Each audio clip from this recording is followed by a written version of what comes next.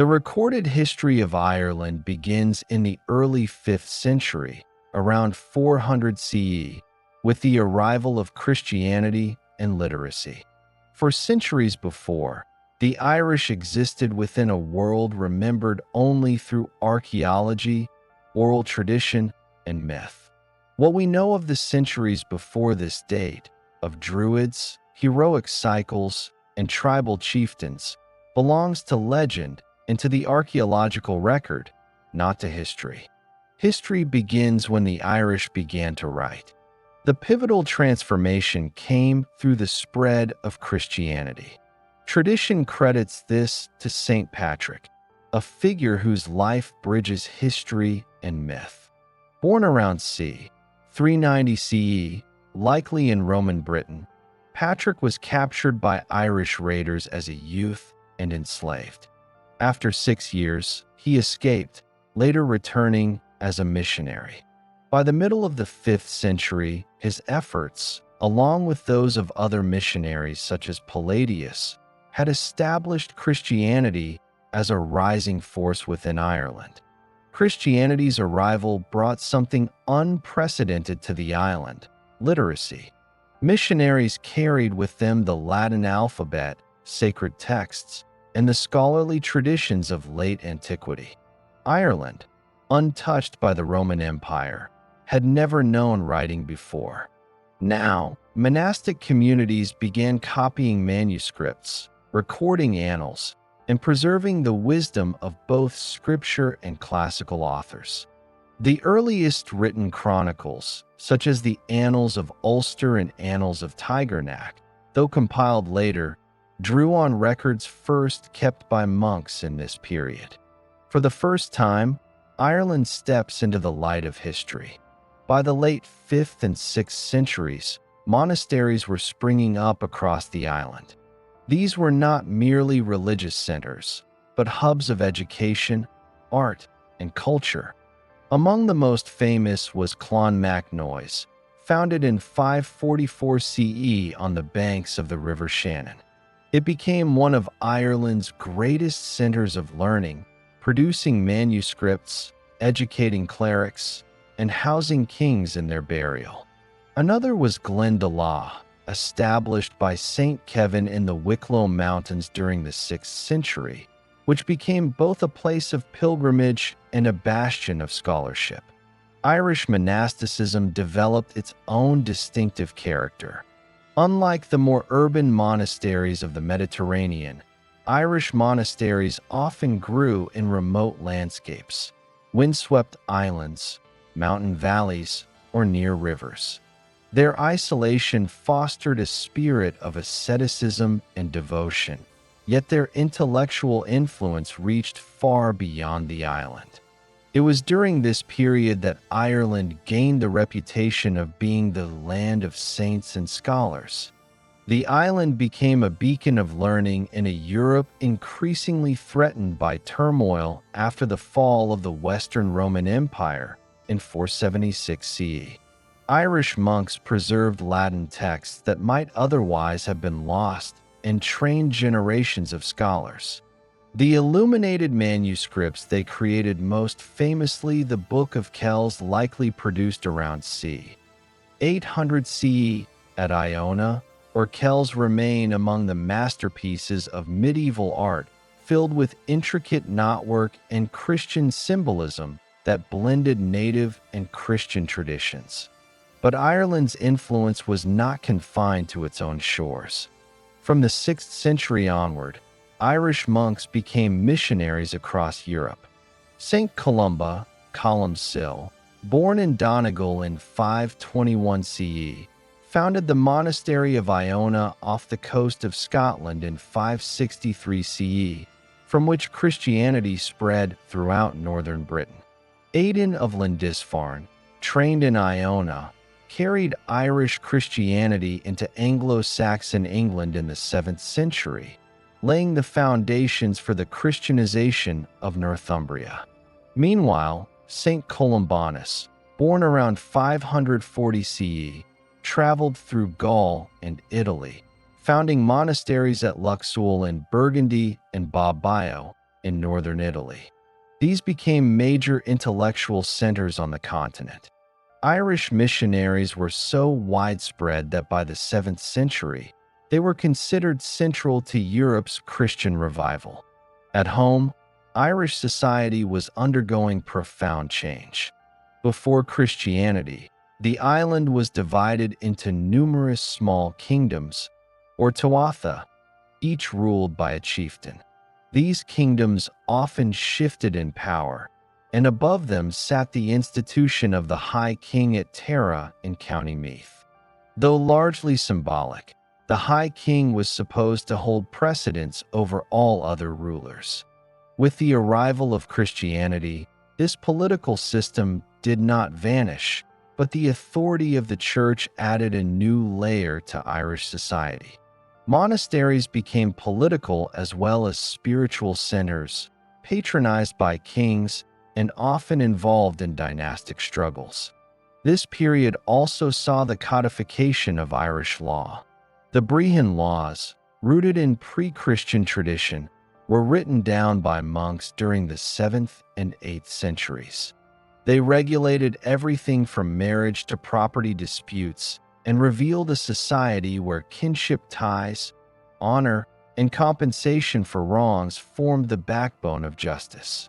Unlike Roman law, these codes were more restorative than punitive, aiming to preserve balance in a fractured society. Conflict, however, was ever present.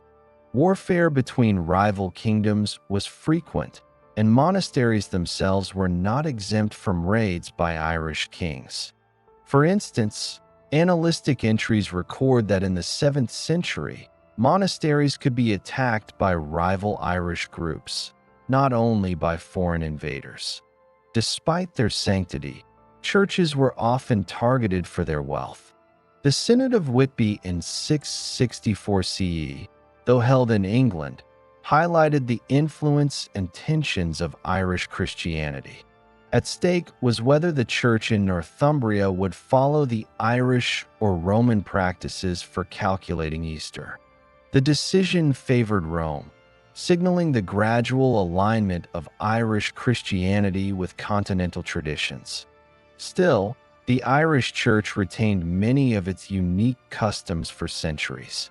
By the 8th century, Ireland stood as a paradox, a land divided politically but united in scholarship.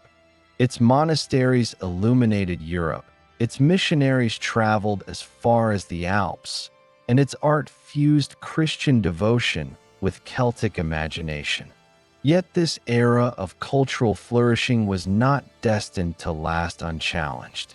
In 795 CE, the first recorded Viking raid struck the monastery of Lindisfarne off the English coast. But within a decade, Norse raiders were appearing in Ireland itself.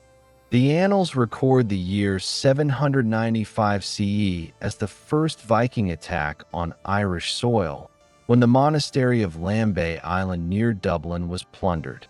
Soon after, other monasteries, traditionally the custodians of Ireland's wealth and learning, would feel the hammer of Viking fury. The dawn of recorded Irish history, then, begins with light, the illumination of manuscripts, the spread of Christianity, and the founding of monastic centers. But as the 8th century drew to a close, shadows gathered. Ireland's saints and scholars had preserved the light of learning during Europe's dark centuries. Now they would face a new challenge from across the sea. The late 8th century brought a new and violent force crashing onto Irish shores. In 795 CE, the Irish annals recorded their first encounter with Scandinavian raiders when Norsemen struck Lambay Island, just north of Dublin. They plundered its church and slaughtered its inhabitants, inaugurating an age of upheaval that would stretch across more than 2 centuries.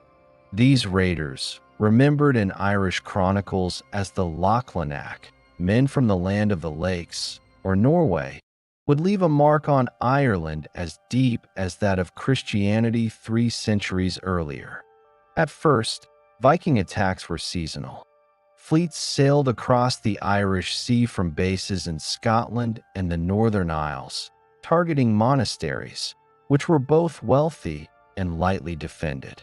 In 802 CE, they descended on Iona, burning it to the ground.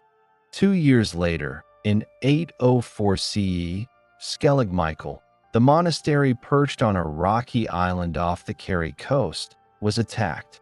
The raiders cared nothing for sanctity.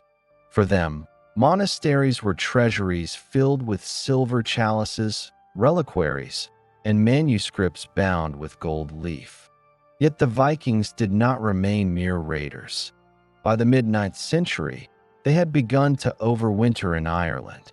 In 841 CE, the Norse established Longford, fortified ship enclosures at sites such as Dublin, Waterford, and Limerick.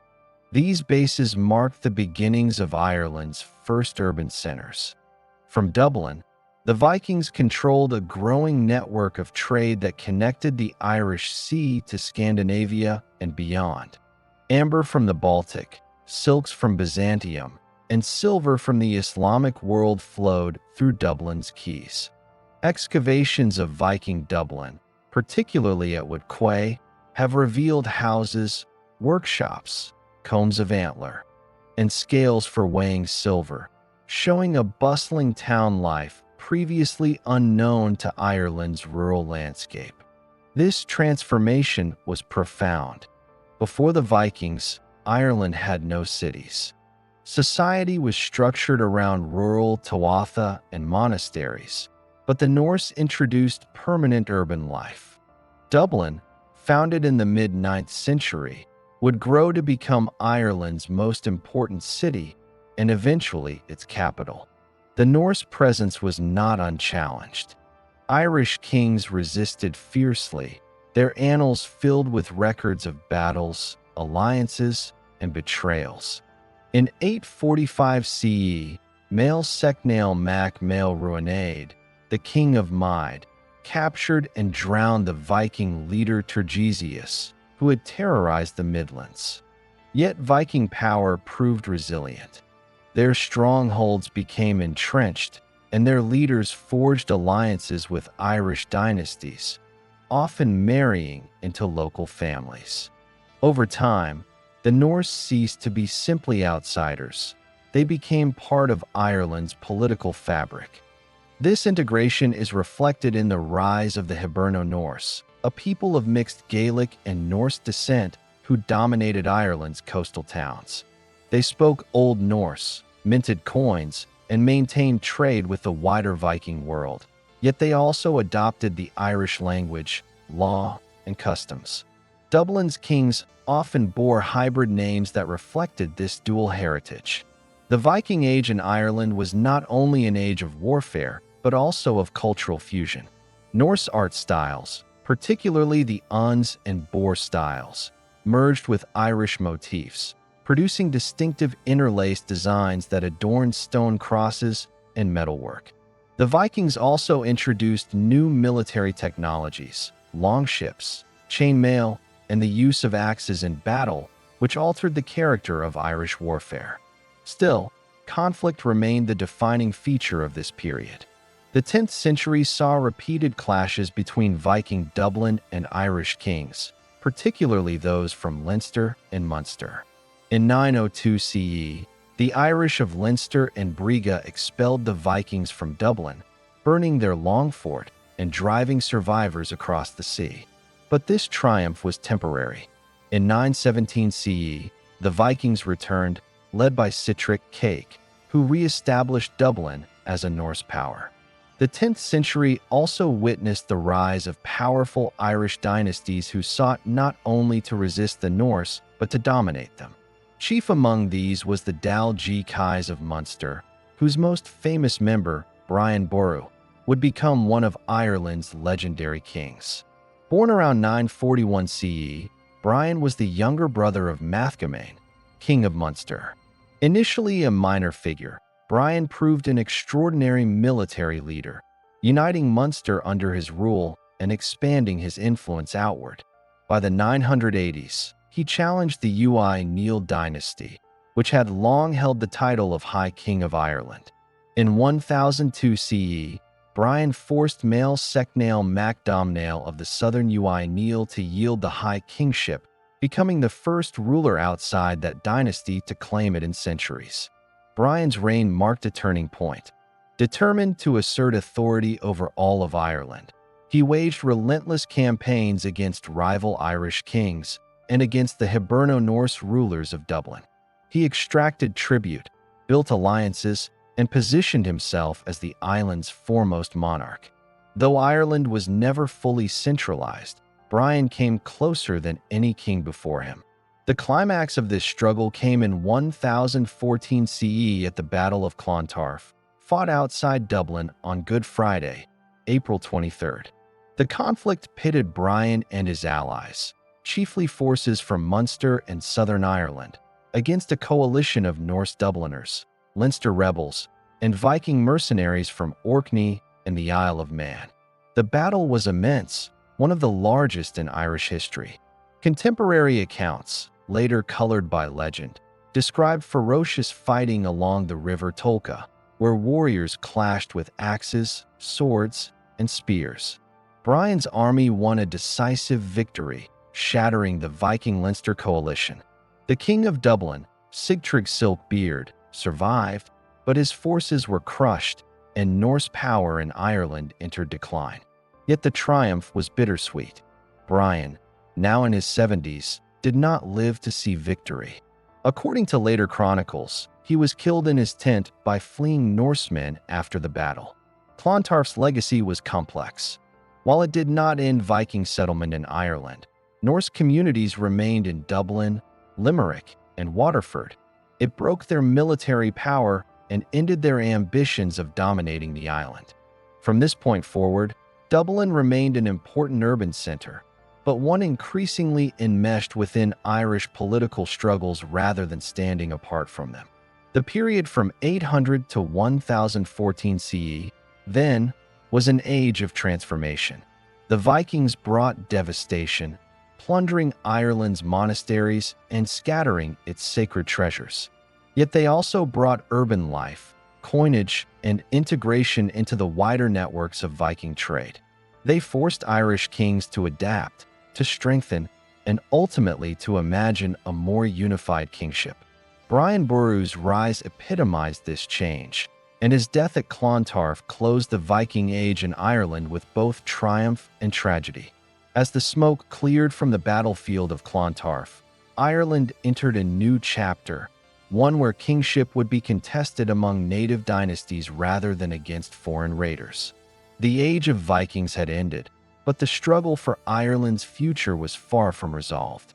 The Battle of Clontarf in 1014 CE marked the twilight of Viking military power in Ireland, but it did not deliver the unity that Brian Boru had struggled for. In the century that followed, Ireland remained a land of fragmented kingdoms. Rival dynasties, the Neil, the Brian, the Conquebare, and the Mac Carthay, vied endlessly for supremacy. Kings rose and fell, alliances shifted, wars consumed the countryside. The dream of a single, centralized kingship slipped further away. And it was into this fractured political landscape that a new and far more enduring power would intrude: the Normans. The origins of the Norman invasion were as much a story of Irish rivalry as of foreign conquest. In the mid-12th century, Diarmait Mac Murchada, the king of Leinster, was deposed by a coalition led by the High King, Ruadri Ua Conquebare. Driven from his lands in 1166 CE, Diarmait fled overseas in desperation. He crossed the Irish Sea, seeking aid from Henry II, the powerful king of England, Normandy, and Anjou. Henry permitted him to recruit Norman lords from Wales, and with promises of land and reward, Diarmait secured the service of Richard de Clare, a Norman earl better known as Strongbow. In 1169 CE, the first wave of Norman adventurers arrived in Ireland. They were hardened fighters, descendants of Norsemen who had once conquered Normandy in northern France and then carved out power across England after 1066. Unlike the Vikings, these were not raiders but feudal knights, equipped with chainmail, cavalry, and a disciplined form of warfare that Ireland had never seen before. Landing at Bannow Bay in Wexford, the Normans quickly seized the town, defeating local forces. Their arrival marked the beginning of a transformation. By 1170 CE, Strongbow himself landed with a larger force. In September of that year, he captured Dublin, Ireland's most important Norse-Irish city, after a ferocious siege. The Norse king of Dublin, Ascal Mac Ragnail, fled, and the city fell under Norman control. Strongbow's victories gave Diarmait Mac Murchada the strength to reclaim Leinster, but they also gave the Normans a foothold of their own. When Diarmait died in 1171 CE, Strongbow claimed the kingship of Leinster for himself by right of his daughter's marriage. This alarmed both Irish kings and Henry II of England, who feared his vassal was becoming too powerful. In response, Henry personally landed in Ireland in October 1171 CE, the first English king to set foot on Irish soil. He received the submission of many Irish kings and established English authority in Dublin. Henry's intervention marked the beginning of centuries of English involvement in Ireland. What had begun as an Irish king's gamble for restoration had spiraled into conquest. The Normans quickly consolidated their rule. They built stone castles, imposing fortresses of wood and mortar that dotted the Irish landscape, symbols of military dominance and control. Towns flourished under their protection, often replacing older Norse settlements with new Norman boroughs. They introduced feudal law, coinage, and agricultural methods that reshaped Irish society. Yet conquest was never complete. The area of strongest Norman control became known as the Pale, centered around Dublin and extending into parts of Meath, Louth, and Kildare. Beyond its borders, Gaelic lords continued to hold sway. Still, the Normans pressed deeper. By the late 12th century, they had established powerful lordships in Leinster, Munster, Connaught, and Ulster. Figures such as the de Burghs, the Fitzgeralds, and the Butlers became Ireland's new ruling aristocracy. The Norman advance brought devastating wars, but also an unexpected cultural blending.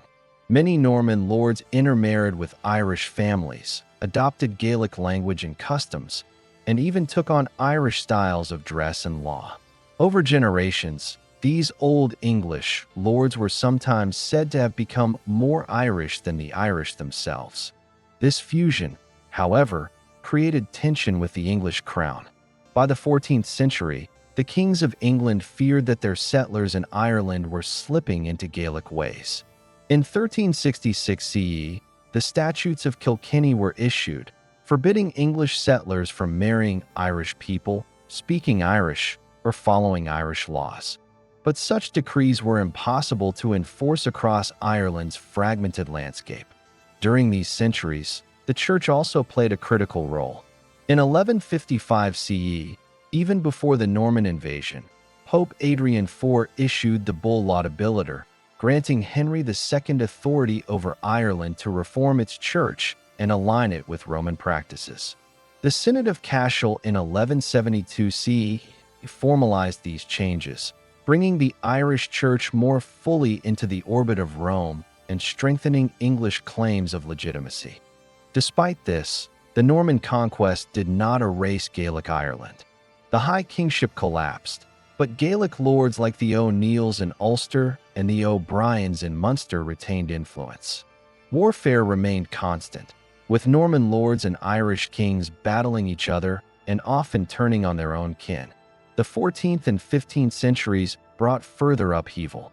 The Black Death reached Ireland in 1348 CE, devastating towns and monasteries.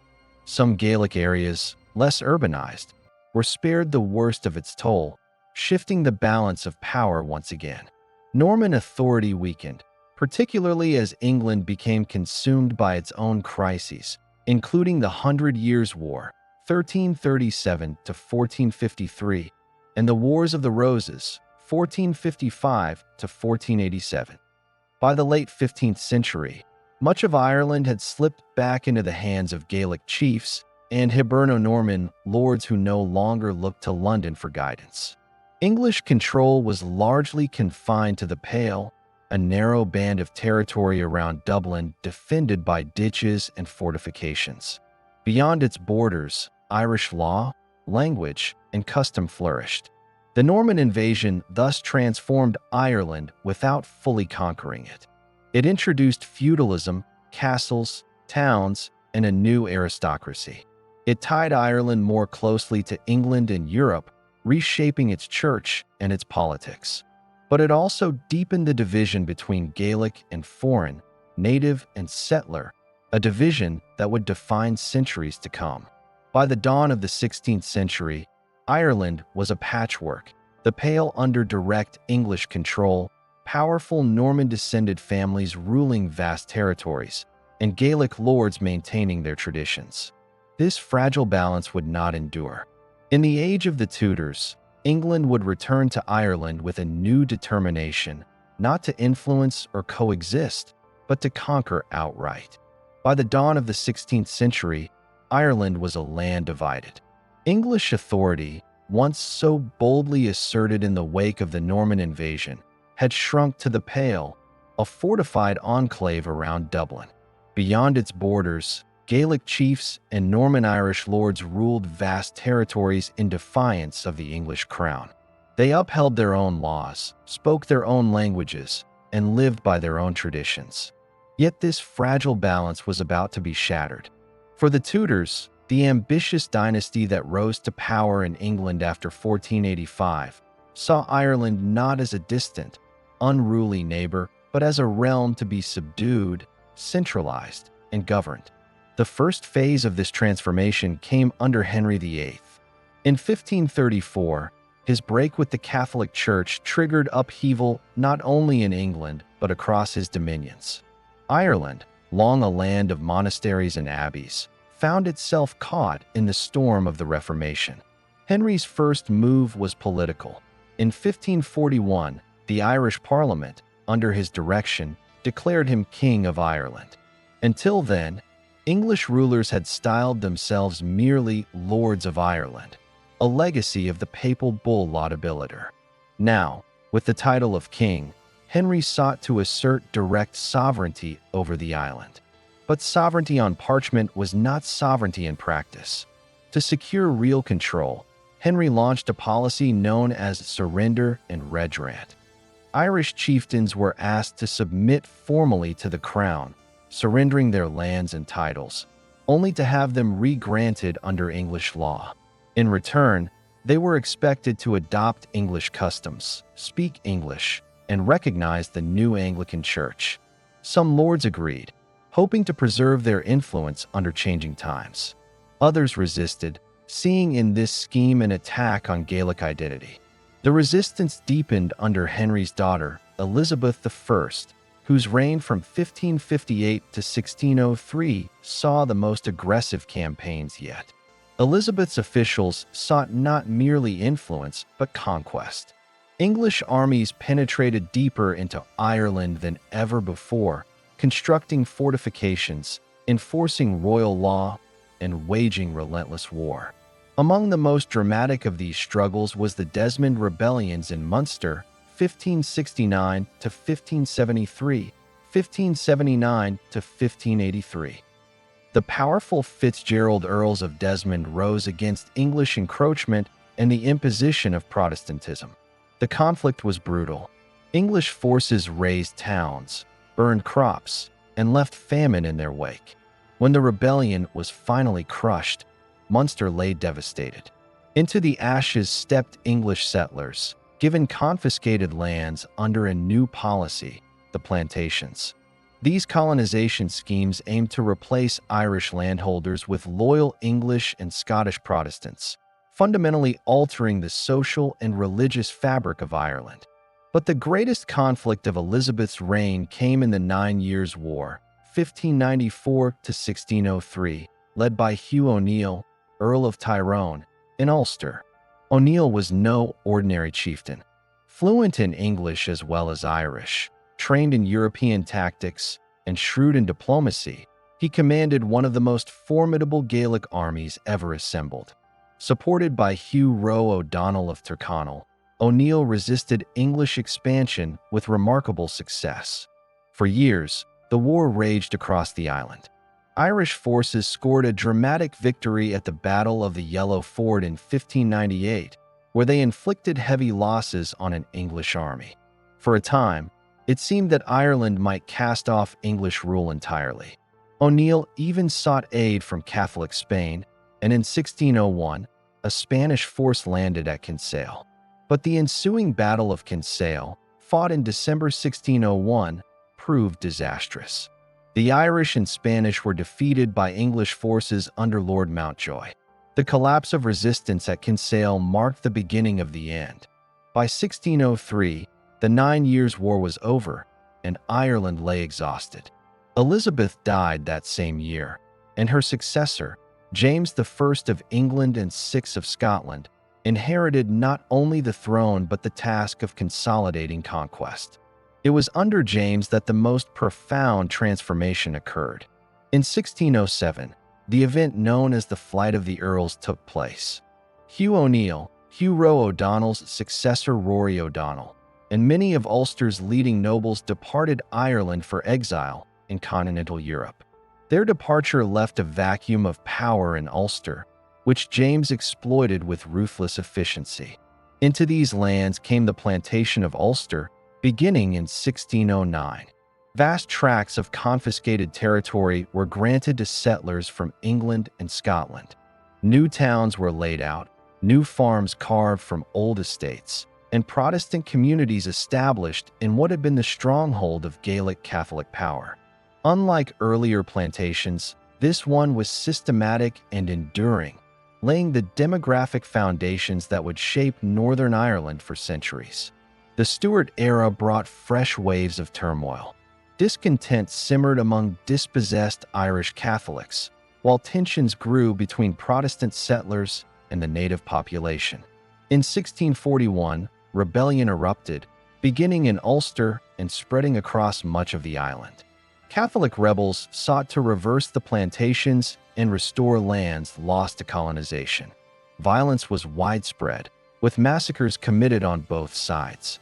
England itself was soon plunged into its own civil wars, and Ireland became a bloody battleground in the struggle between royalists, parliamentarians, and Confederate Catholics.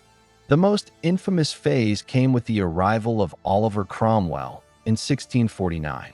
Determined to crush resistance and secure Ireland for the Parliament, Cromwell unleashed a campaign of extraordinary brutality. At Drogheda in September 1649, his forces stormed the town and massacred both soldiers and civilians, an act remembered with horror for generations. At Wexford, the story was repeated with the sack of the town and the killing of thousands. Cromwell justified these actions as divine retribution, but their legacy was one of terror. Over the following years, lands were confiscated on an unprecedented scale, and Irish Catholics were dispossessed, driven westward into poorer lands. By the mid-17th century, Ireland was profoundly changed. The old Gaelic nobility had been destroyed. The Protestant settlers of Ulster and the Protestant landowning elite across the island became the new ruling class. The Catholic majority was reduced to a position of subjugation, their lands taken, their religion persecuted, their rights denied. The final blow came with the wars of the late 17th century. When the Catholic King James II was deposed in the Glorious Revolution of 1688, he fled to Ireland, seeking to use it as a base to regain his throne. His supporters, known as Jacobites, clashed with the forces of the Protestant king William III. The decisive Battle of the Boyne in 1690, fought on the banks of the River Boyne near Drogheda, ended in William's victory. 2 years later, the Treaty of Limerick, 1691, ended the war, sealing Protestant dominance. The Tudor and Stuart conquests, spanning nearly 2 centuries, had utterly transformed Ireland. Where once a patchwork of Gaelic and Norman lords had ruled, now English and Scottish settlers controlled vast estates. Where once Catholicism had been the bedrock of Irish identity, now it was a faith driven underground by legal repression. The Gaelic order was shattered, the old aristocracy was gone. Ireland, by the year 1700, was no longer the semi-independent land of fragmented kingdoms it had been in 1500. It was a conquered land, reshaped by colonization, scarred by war, and dominated by a Protestant ruling class loyal to London. The centuries to come would see these divisions deepen, setting the stage for rebellion, resistance, and the long struggle for equality and freedom. The early 17th century marked a decisive break in the long arc of Irish history. The Gaelic world, with its lords, poets, and ancient traditions, had already been weakened by centuries of English encroachment. Yet the years after the flight of the Earls in 1607 marked the collapse of the last autonomous Gaelic ruling class. From then onward, Ireland's story would be one of dispossession, colonization, resistance, and survival. The century that followed was one of the bloodiest in Ireland's recorded past, a crucible in which the old order was shattered and a new one, defined by conquest, plantation, and confessional conflict, was forged. The 9 Years' War had ended in 1603 with the Treaty of Mellifont, but peace was fragile. The Gaelic lords of Ulster, figures like Hugh O'Neill, Earl of Tyrone, and Rory O'Donnell, Earl of Tyrconnell, had once led Ireland's resistance against English domination. Now, under pressure from land confiscations, debts, and political surveillance, they found their authority eroding. In September 1607, O'Neill, O'Donnell, and nearly 100 followers secretly boarded a ship at Rathmullen, County Donegal, and sailed for continental Europe. Known as the Flight of the Earls, this departure symbolized the final collapse of Gaelic Ireland. For generations, Ulster had been the stronghold of Irish resistance. Its lords now live in exile, never to return. In their absence, the English crown seized upon the chance to permanently transform Ulster society. In 1609, King James I launched what would become one of the most radical experiments in colonization of the early modern world, the Ulster Plantation. Vast tracts of land, nearly 500,000 acres, were confiscated from the old Gaelic lords and redistributed to English and Scottish Protestant settlers. The stated aim was not only to secure loyalty to the crown, but also to civilize Ulster by replacing its Gaelic, Catholic culture with Protestant, English-speaking communities. Undertakers, wealthy men who received large grants of land, were expected to build towns, churches, and schools. Scottish Presbyterians settled in large numbers, bringing with them a distinctive religious tradition that would define Ulster's future identity. For the native Irish, however, the plantation meant widespread dispossession. Entire communities were uprooted from ancestral lands and driven into marginal territories. This economic and cultural displacement would sow seeds of hostility that endured for centuries. By the 1630s, religious tensions deepened. The majority Catholic population lived under Protestant political dominance. Catholics faced legal restrictions, land loss, and discrimination, while Puritan settlers resented attempts by the Stuart monarchy to impose centralized religious uniformity. In October 1641, rebellion erupted in Ulster. Catholic gentry, fearing further dispossession, rose in arms to seize control of forts and towns. Initial reports of massacres of Protestant settlers spread rapidly through Britain, fueling an image of Irish Catholics as bloodthirsty rebels. In truth, the violence was complex. Both Catholic rebels and Protestant settlers suffered atrocities, and estimates suggest that tens of thousands died in the chaos of the uprising and subsequent famine. The rebellion quickly escalated into a broader conflict that merged with the English Civil Wars, 1642 to 1651. Ireland became one theater in a struggle that would topple the monarchy and redraw the political map of the British Isles. In the wake of the rebellion, Catholic leaders formed the Confederation of Kilkenny, 1642, a government based in the south that sought to defend Catholic rights and negotiate with King Charles I. This Confederate Ireland controlled much of the island and fielded its own armies. But alliances were fragile. Irish Catholics, Old English landowners, Scottish Presbyterians, and English Royalists all pursued competing goals. As civil war raged in England, Ireland became both a battleground and a pawn. When Charles I was executed in 1649, Ireland faced the wrath of the new English Republic. The arrival of Oliver Cromwell in August 1649 marked one of the darkest chapters in Irish history. Leading the new model army, Cromwell launched a brutal campaign to subdue Ireland.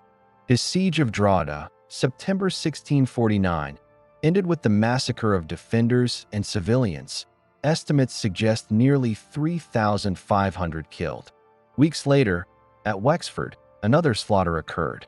Cromwell justified these atrocities as divine punishment for the alleged massacres of Protestants in 1641.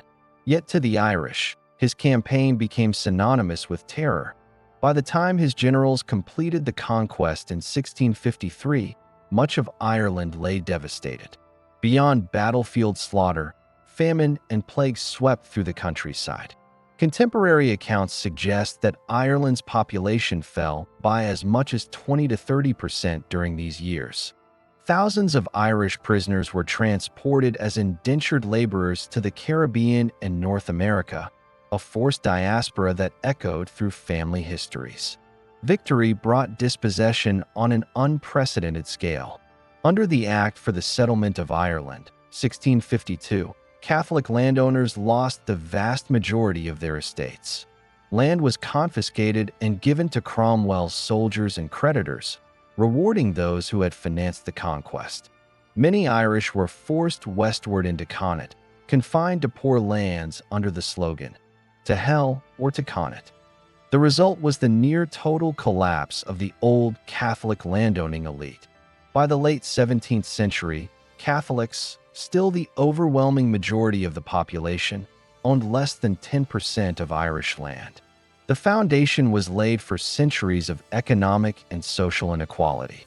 With the restoration of Charles II in 1660, some confiscated lands were returned to loyalists, but the fundamental shift remained. Protestant landowners now dominated Irish society. Yet tensions did not abate. Religious and political divides deepened further after the Glorious Revolution, 1688. King James II, a Catholic, fled to Ireland to rally support against the Protestant William of Orange.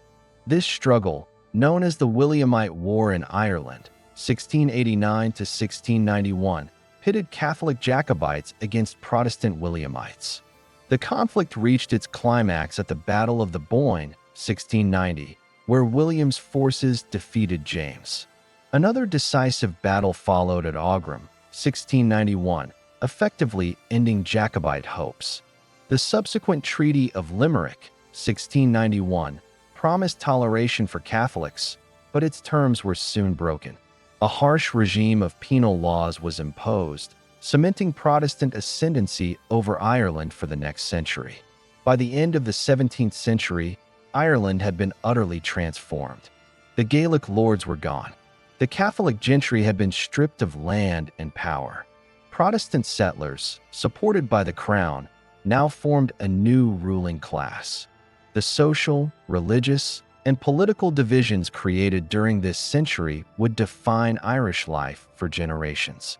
The trauma of Cromwell's campaign, the mass dispossessions, and the bitter memory of broken promises lived on in popular memory. Songs, oral traditions, and folklore preserved the sense of injustice, ensuring that these centuries-old wounds never fully healed. The 17th century had ended with a decisive rupture in Ireland's history. The defeat of the Jacobite cause at Aughrim, 1691, and the Treaty of Limerick left Catholic Ireland politically crushed socially marginalized, and dispossessed of its lands. What followed was more than just military defeat. It was the construction of an entire system of law, governance, and ideology designed to secure Protestant power over the Catholic majority. The 18th century, often described as the era of the Protestant Ascendancy, saw Ireland governed by a narrow elite who enjoyed vast wealth and privilege while most of the population lived in poverty and exclusion. Yet beneath the surface of this dominance, seeds of discontent and nationalism began to germinate, preparing the ground for the revolutionary upheavals to come. The term Protestant Ascendancy refers to the political, economic, and social control exercised by a Protestant minority over the island of Ireland from the late 17th to the early 19th centuries. These were largely Anglican landowners of the Church of Ireland, supported by English power and protected by law. They made up perhaps 10% of the population, yet they held overwhelming sway in Parliament, the courts, and the administration. This dominance was built on the economic transformation of the 17th century. By 1703, Catholics, who had once owned the majority of Ireland's land, controlled less than 14%. The rest was concentrated in the hands of Protestant landlords, who extracted rents from a tenant population that remained overwhelmingly Catholic. For the rural poor, dispossession meant dependence, insecurity, and recurring famine. To secure this hierarchy, a series of measures known as the Penal Laws was introduced.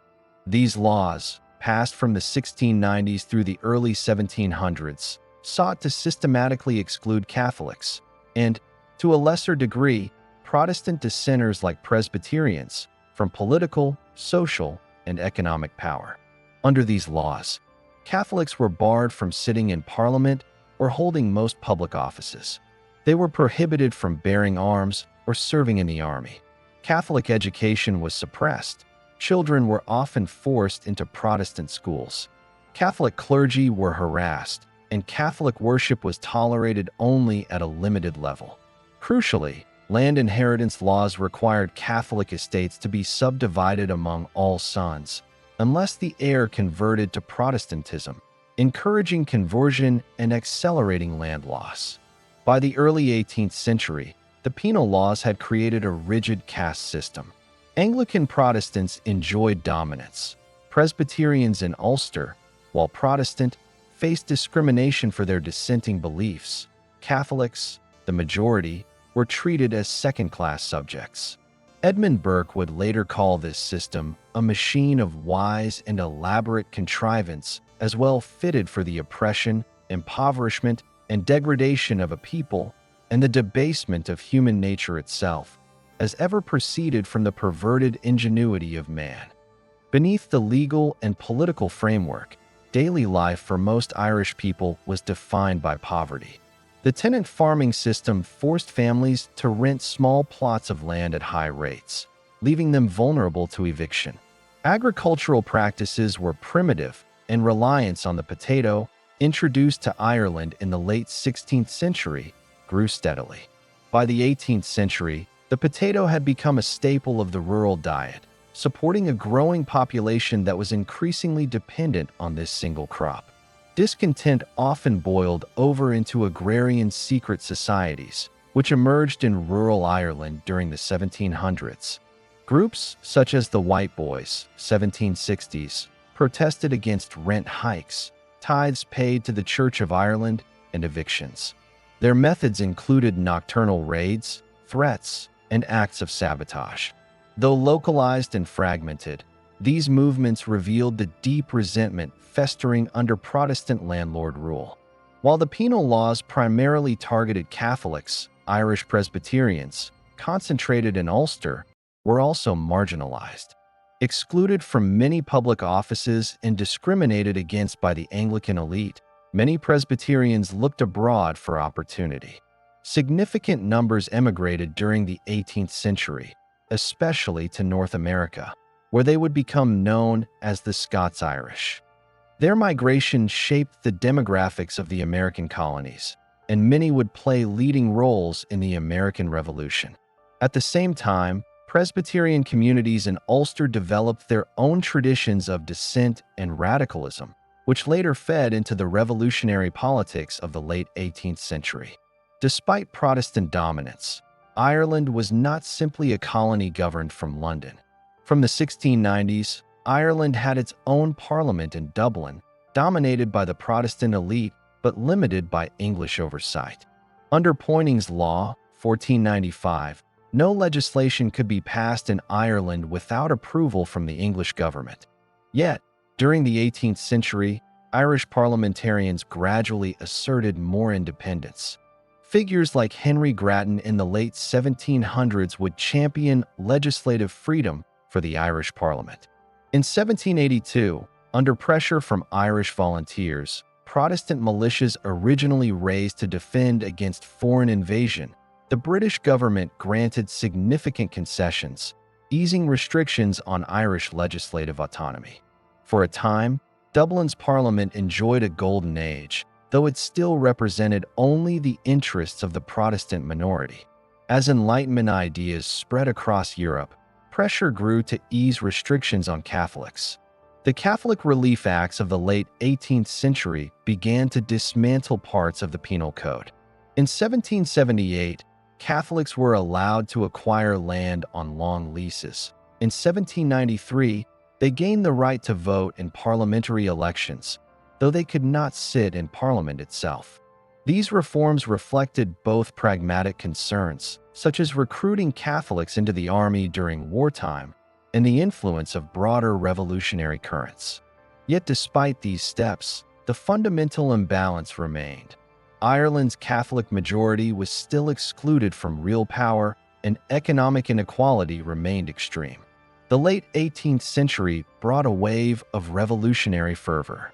The American Revolution, 1776, and the French Revolution, 1789, inspired a generation of Irish thinkers who saw in these movements the promise of liberty, equality, and the end of aristocratic rule.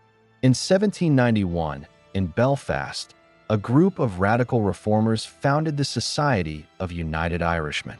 Initially led by figures like Theobald Wolfe Tone, Henry Joy McCracken, and William Drennan, the movement sought to unite Catholics and Protestants in a common cause: parliamentary reform, equal rights, and ultimately, independence from British control. The United Irishmen were remarkable in their vision. For centuries, Ireland had been divided along religious lines, Catholic versus Protestant. The United Irishmen sought to break that divide, declaring that they would substitute the common name of Irishmen for sectarian divisions. By the mid-1790s, the United Irishmen had transformed from a reformist society into a revolutionary organization. Inspired by France, they sought French military aid to overthrow British rule. In 1796, a French fleet attempted to land at Bantry Bay, but was scattered by storms. In 1798, the rebellion erupted. Poorly coordinated and facing overwhelming government suppression, the rising was crushed with devastating violence. Rebellions in Leinster, Ulster, and Wexford saw brutal battles, massacres, and reprisals. Tens of thousands, perhaps 30,000 to 50,000 people, were killed in the uprising and its aftermath. The rebellion's failure exposed the limits of cross-sectarian unity. While many Catholics rose in arms, distrust between communities persisted, and government propaganda stoked fears of a Catholic massacre. Still, the vision of the United Irishmen left a lasting mark, inspiring later nationalist movements. The trauma of 1798 shook the British government. With France still at war with Britain, Ireland was seen as a weak point that could be exploited by foreign enemies. To secure Ireland, London sought to tighten control by merging it politically with Britain. The result was the Act of Union, 1801, which created the United Kingdom of Great Britain and Ireland. Dublin's parliament was abolished. Ireland would now send representatives to Westminster. Proponents promised Catholic emancipation as part of the deal, but King George III refused, seeing it as incompatible with his coronation oath. The Union was thus born in bitterness. It secured Protestant dominance, but it also tied Ireland's fate more closely than ever to Britain's. By 1801, Ireland had undergone a profound transformation. The Penal Laws had stripped Catholics of land, power, and influence, embedding a system of inequality. The Protestant Ascendancy reigned supreme, but their dominance rested on shaky foundations: a restive Catholic majority, growing radicalism, and the memory of rebellion. The 18th century had seen oppression, but it had also planted seeds of change. The spread of Enlightenment ideals, the emergence of the United Irishmen, and the trauma of rebellion all pointed toward the coming struggles of the 19th century. If the 17th century was about conquest and dispossession, the 18th century was about control and the first stirrings of a modern Irish nationalism that refused to be extinguished. When the Act of Union came into force on January 1, 1801, Ireland ceased to exist as a separate kingdom. From that moment onward, it was bound politically to Britain as part of the United Kingdom of Great Britain and Ireland. Dublin's parliament was gone. Instead, Ireland sent representatives to Westminster, where it was outnumbered and overshadowed. The promise of Catholic emancipation, whispered in the corridors of power during debates on the Union, was denied by King George III, who saw it as incompatible with his coronation oath. For many in Ireland, the Union felt less like a partnership and more like an annexation. The 19th century would test Ireland in ways no one could have imagined. It was a century marked by agitation, starvation, mass immigration, and the hardening of Irish nationalism. From the ashes of famine rose movements that demanded liberty, laying the groundwork for the revolutions of the 20th century. At the dawn of the Union, Ireland remained a country where the majority were barred from full participation in public life. The penal laws had weakened, but they had not disappeared. Catholics could vote in elections after the Relief Act of 1793, but they could not sit in Parliament or hold most higher offices. Into this world stepped Daniel O'Connell, a lawyer from Kerry. Known as the Liberator, O'Connell mobilized Ireland's Catholics with an energy and organization never before seen. In 1823, he founded the Catholic Association, a mass political movement funded by small weekly donations known as the Catholic Rent. Through rallies, petitions, and relentless pressure, O'Connell transformed the campaign for Catholic rights into a national cause. The breakthrough came in 1828 when O'Connell won election to Parliament in County Clare. Though legally barred from taking his seat, the victory forced Britain to confront the untenable situation. In 1829, the Catholic Emancipation Act was passed, allowing Catholics to sit in Parliament and hold most public offices. It was a monumental shift, achieved through peaceful agitation and mass mobilization. Yet emancipation did not resolve deeper inequalities. It merely opened the political door. O'Connell's next campaign was for the repeal of the Union itself. He believed Ireland deserved its own parliament, as it had before 1801. In the 1830s and 1840s, he organized monster meetings, vast gatherings of tens of thousands of people, often held at symbolic sites like Tara Hill, the ancient seat of Ireland's High Kings. These rallies terrified the authorities, for they revealed the sheer scale of nationalist feeling. But O'Connell's strategy of nonviolence faced limits. When he planned a massive rally at Clontarf in 1843, the government banned it, threatening bloodshed. O'Connell backed down. His credibility suffered, and his movement began to fade. Into this void would step a younger, more radical generation. In the 1840s, a group of intellectuals and activists formed the Young Ireland movement. They published the journal The Nation, filled with fiery poetry, nationalist essays, and calls for Irish independence. Unlike O'Connell, they were not afraid to consider armed struggle.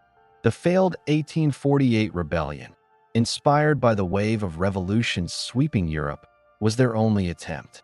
Poorly armed and lacking support, It collapsed almost as soon as it began.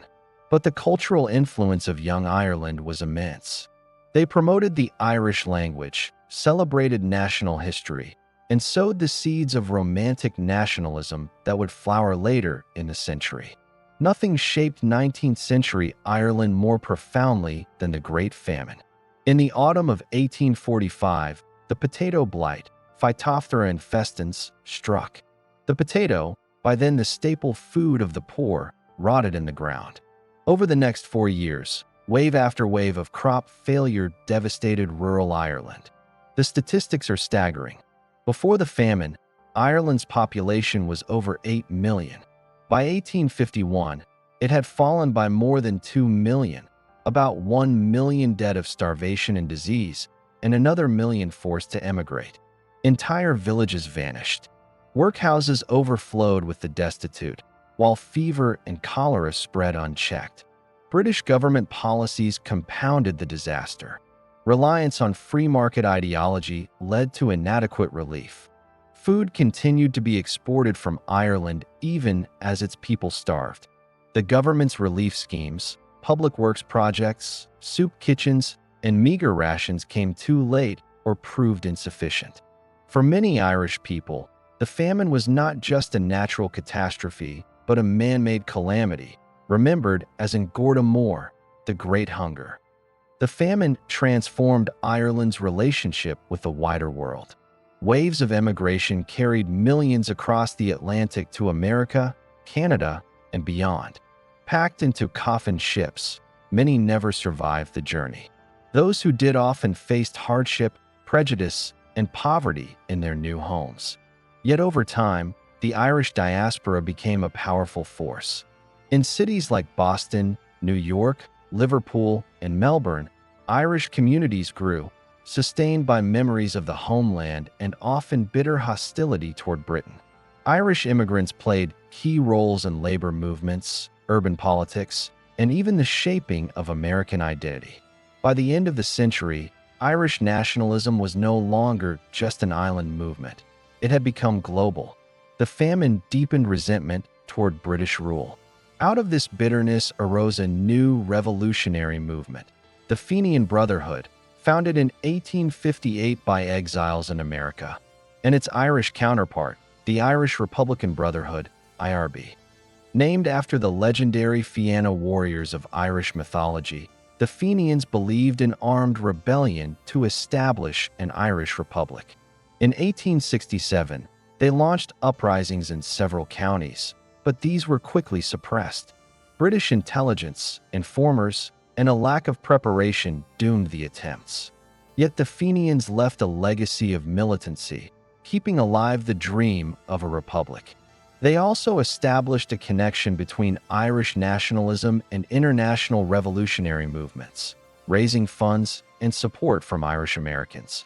If political independence was one great cause of 19th century Ireland, the other was land reform. For most of the century, tenant farmers lived under the power of landlords who could evict them at will. The famine had intensified this inequality, and evictions became common. In the 1870s, the land war began. Led by figures like Michael Davitt and supported by Charles Stewart Parnell, the Irish National Land League demanded the 3 Fs: fair rent, fixity of tenure, and free sale of land rights. Rent strikes, boycotts, and sometimes violence erupted across rural Ireland. The struggle forced major land reforms in the following decades, with legislation gradually enabling tenants to purchase their land from landlords.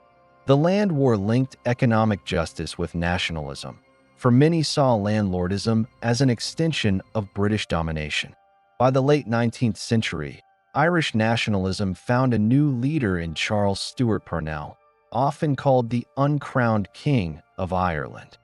A Protestant landlord himself, Parnell led the Irish Parliamentary Party, which dominated Irish representation at Westminster. Parnell's genius lay in his ability to unite diverse strands of nationalism: constitutional reformers, land agitators, and even some radicals. Through disciplined parliamentary obstruction, he made the Irish question unavoidable in British politics. The demand now was for Home Rule, the restoration of an Irish parliament to manage domestic affairs while remaining within the United Kingdom. Twice, in 1886 and 1893, Home Rule bills were introduced in Westminster. Both failed, but they revealed how central Ireland had become to British politics. Parnell's career ended in scandal after his affair with Catherine O'Shea became public in 1890, splitting his party. Yet the Home Rule movement endured, setting the stage for the battles of the 20th century. Alongside political agitation came a cultural awakening. The Gaelic Athletic Association, GAA, was founded in 1884, reviving traditional sports like hurling and Gaelic football. The Gaelic League, 1893, sought to preserve and promote the Irish language, which had declined sharply after the famine. Writers like W.B. Yeats and Lady Gregory spearheaded the Irish literary revival, drawing on Celtic mythology and folklore to forge a distinct national identity.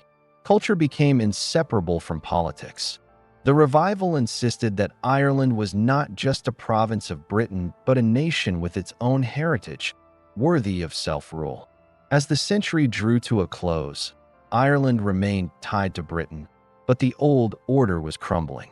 The famine had scarred the land forever, reducing the population by millions. The diaspora had spread Irish identity across the globe. Nationalist movements, constitutional, agrarian, and revolutionary, had all risen, each leaving its mark. The Gaelic revival rekindled pride in language and culture.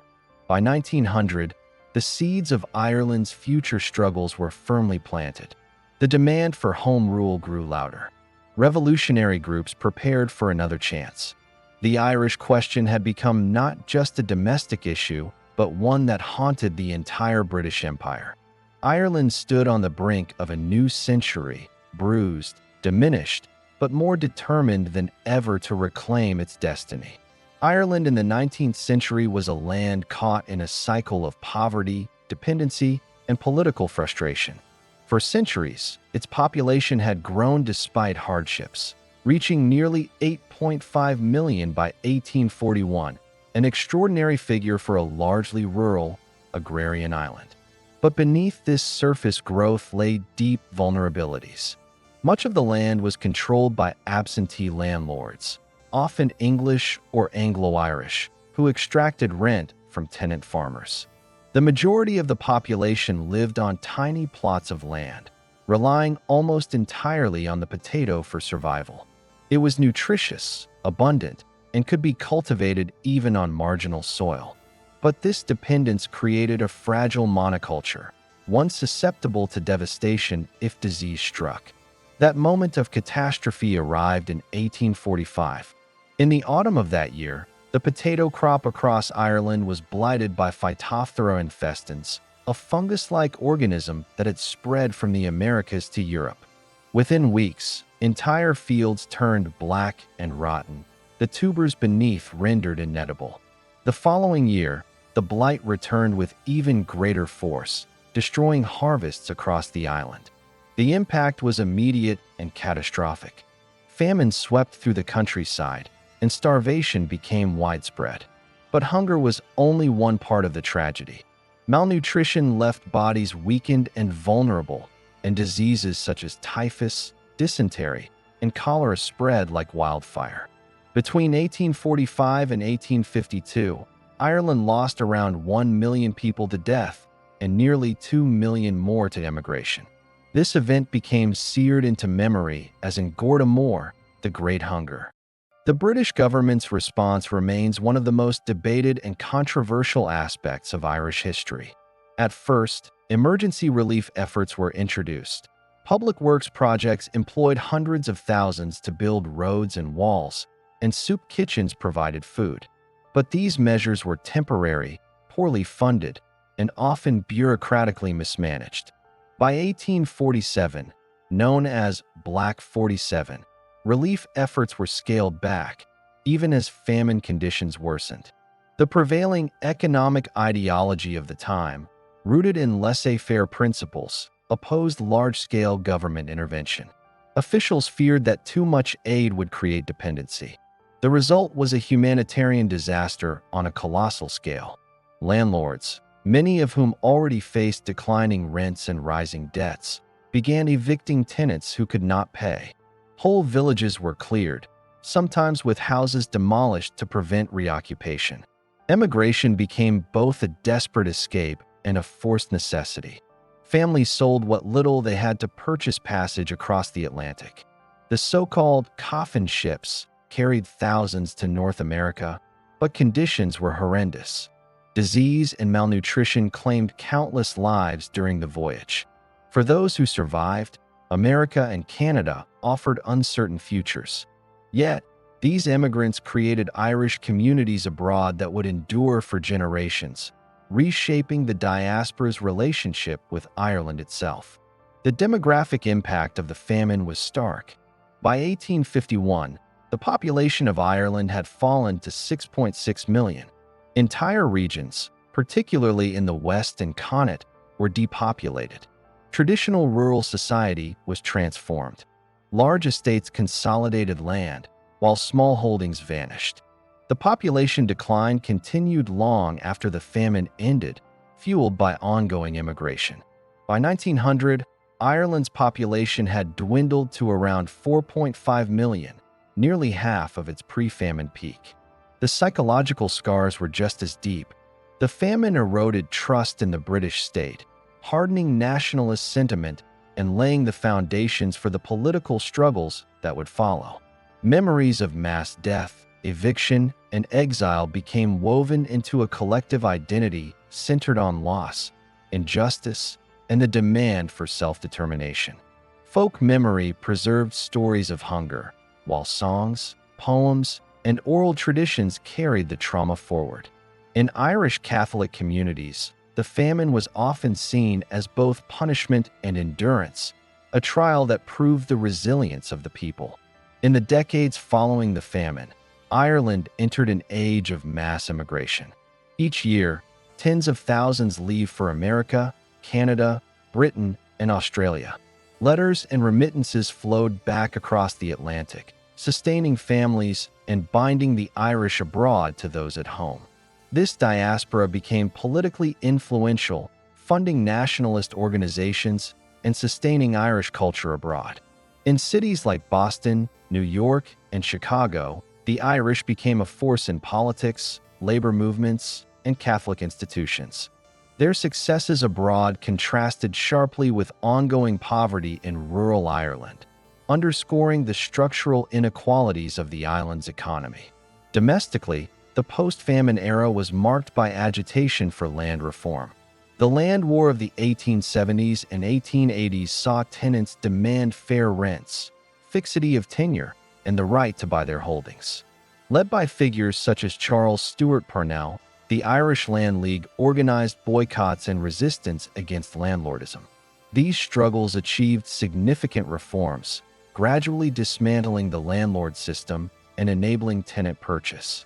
By the early 20th century, much of the land had passed into Irish ownership, reshaping the rural economy and reducing the power of the old Anglo-Irish elite. The famine also influenced religious and cultural life. The Catholic Church, which had grown in influence throughout the 19th century, became the central institution in Irish society. Churches, schools, and missions expanded, shaping not only spiritual but also educational and cultural identities. At the same time, there was a renewed interest in preserving Irish traditions, language, and folklore. Organizations such as the Gaelic Athletic Association, founded in 1884, and the Gaelic League, founded in 1893, sought to revive national culture. These movements created the cultural foundation for political nationalism, linking heritage to independence. By the end of the 19th century, Ireland was a profoundly changed land. Its population had been halved, its society transformed by immigration and reform, and its politics animated by land agitation and calls for home rule. The trauma of the famine lingered as a defining historical memory, shaping attitudes toward Britain and fueling the sense of a people wronged. Yet it also forged resilience. Out of hunger and exile, new networks of diaspora solidarity arose, new cultural pride emerged, and the seeds of modern Irish nationalism were sown. The Great Famine was not merely a tragedy of hunger. It was a watershed moment that redrew Ireland's demographic, cultural, and political map. It set in motion currents that would define the island for generations: the rise of mass immigration, the struggle for land and dignity, and the enduring quest for national self-determination. Ireland at the close of the 19th century stood at a crossroads, its wounds unhealed, its society reshaped, and its destiny increasingly intertwined with the call for independence. At the dawn of the 20th century, Ireland was a nation divided between memory and aspiration. The scars of the Great Famine lingered in depopulated countrysides and vast diaspora communities abroad, while political agitation within the island was intensifying. Two intertwined forces shaped this period: the ongoing campaign for home rule and the rising tide of militant nationalism. Between 1900 and 1922, Ireland moved from a colony within the British Empire to a self-governing dominion, the Irish Free State. But that transformation was not straightforward. It was achieved through political struggle, armed rebellion, and bitter civil war. By 1900, the Irish Parliamentary Party, under the leadership of John Redmond, had revived the campaign for home rule. This meant limited self-government for Ireland within the United Kingdom, an Irish Parliament in Dublin, while still recognizing the British Crown. After decades of failed attempts, the movement gained new momentum when the Liberal Party returned to power in Britain in 1906, dependent on Irish parliamentary support. By 1912, the Third Home Rule Bill was introduced in the British Parliament, and after years of obstruction, it seemed destined to pass into law. For Irish nationalists, it was a long-awaited step toward autonomy. Yet home rule also exposed deep divisions. In the northern province of Ulster, the Protestant and Unionist population, largely descended from earlier English and Scottish settlers, feared that home rule would mean Rome rule, domination by a Catholic majority. In 1912, the Ulster Covenant was signed by nearly 500,000 Unionists, pledging to resist home rule by all means. The Ulster Volunteer Force, UVF, was formed in 1913, organizing and arming itself in preparation for confrontation. In response, nationalists created the Irish Volunteers, a paramilitary force dedicated to defending home rule. Ireland teetered on the brink of civil conflict. It was at this tense moment that world events intervened. In August 1914, the First World War broke out, and Britain's attention shifted to the European battlefield. Implementation of home rule was postponed until after the war. Redmond urged Irish men to enlist in the British Army, promising that loyalty would ensure Ireland's place in a post-war settlement. Tens of thousands responded, fighting and dying on the Western Front, at Gallipoli, and in other theaters of war. But for many others, disillusionment set in. The suspension of home rule, the continued dominance of landlords, and the lingering grievances of famine and emigration created fertile ground for radical nationalism. This radicalism culminated in the Easter Rising of 1916. On Easter Monday, April 24th, a small group of around 1,200 rebels, led by Patrick Pearse, James Connolly, and other members of the Irish Republican Brotherhood and the Irish Citizen Army, seized key buildings in Dublin, including the General Post Office. From its steps, Pearse read the proclamation of the Irish Republic, declaring independence from Britain. The rising was poorly coordinated, and outside Dublin, participation was limited. Within a week, British forces crushed the rebellion, bombarding Dublin and leaving large parts of the city in ruins. More than 450 people were killed, many of them civilians. At first, public opinion was hostile to the rebels, seeing the rising as reckless during wartime. But the British response changed everything. 15 rebel leaders were executed by firing squad, and thousands of others were imprisoned. The severity of these reprisals transformed the rebels into martyrs. The rising became a rallying cry, igniting widespread support for republicanism and undermining faith in constitutional nationalism. In the years that followed, Ireland's political landscape shifted dramatically. The Sinn Féin party, which had not organized the rising but became associated with its ideals, grew rapidly in popularity. In the 1918 general election, Sinn Féin won a landslide victory, capturing 73 of Ireland's 105 seats. Refusing to take their seats in the British Parliament, Sinn Féin members instead convened in Dublin in January 1919, declaring the establishment of Dáil Éireann, the revolutionary parliament of the Irish Republic. At the same time, the Irish volunteers reconstituted themselves as the Irish Republican Army, IRA, launching a guerrilla campaign against British forces. The Irish War of Independence had begun. The conflict between 1919 and 1921 was brutal. The IRA, led by figures such as Michael Collins, Richard Mulcahy, and Cathal Brugha, waged a guerrilla war. Ambushes, assassinations, and raids targeted police, soldiers, and intelligence agents. The British responded with reprisals, deploying the Royal Irish Constabulary, the Black and Tans, and the Auxiliary Division. Violence spread across the countryside, with civilians often caught in the crossfire. Towns were burned, curfews imposed, and executions carried out. Propaganda became as important as bullets, with Collins and others building an underground government that rivaled British authority. International opinion played a crucial role. Reports of British reprisals drew condemnation abroad, particularly in the United States, where Irish-American communities lobbied fiercely for recognition of the Irish Republic. Pressure mounted on Britain to negotiate, especially as the war drained resources and threatened wider imperial stability. By July 1921, a truce was declared. Delegations from both sides traveled to London to negotiate a settlement.